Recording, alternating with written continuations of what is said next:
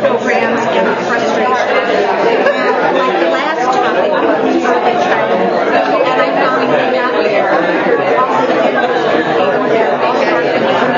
Dale Waldo with the Friedman Foundation. If you're unaware, the Friedman Foundation is a nonprofit organization geared towards education reform and research associated with that.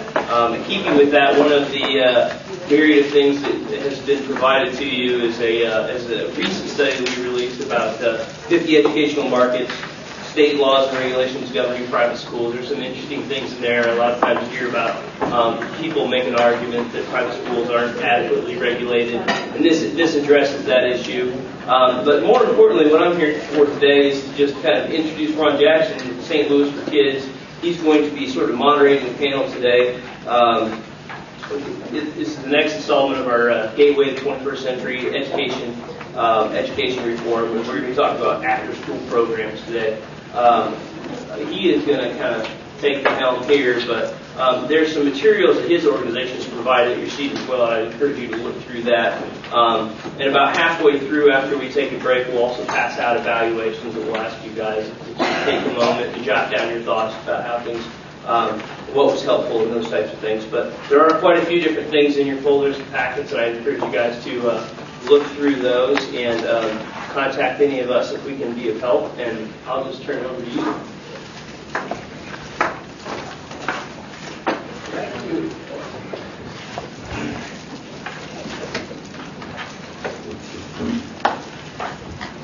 Good morning, everyone. Good morning. We're very delighted that you all have chosen to be here this morning to talk about non-school hour programs, out-of-school time programs, and after-school programs. Because, as you know, that the whole issue of after-school, what kids are doing when they're out of school, is a big issue. It has become a big issue in this country over the last 30 years.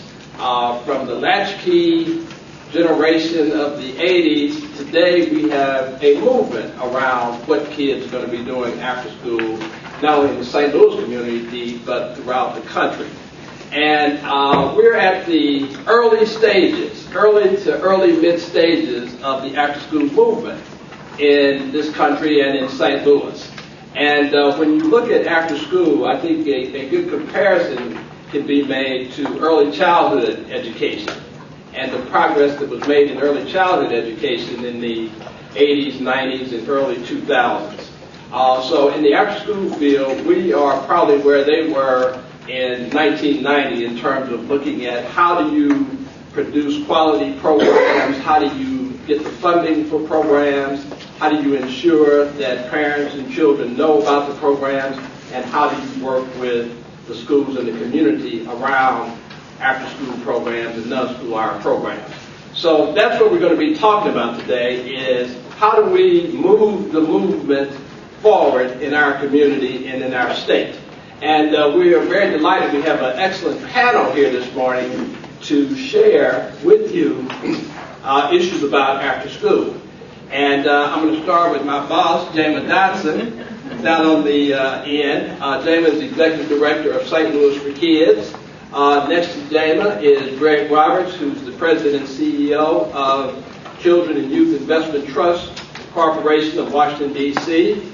Next is Wendell Kimbrough, who is President and CEO of Area Resources for Community and Human Services, ARGIS, and Harry Kudeth, who is the Executive Director of the Missouri After School Network. So we've got a cross-section of experience, expertise, knowledge, wisdom, and ability here this morning to give us a lot of information about the after-school field and where the after-school field is going in the St. Louis community.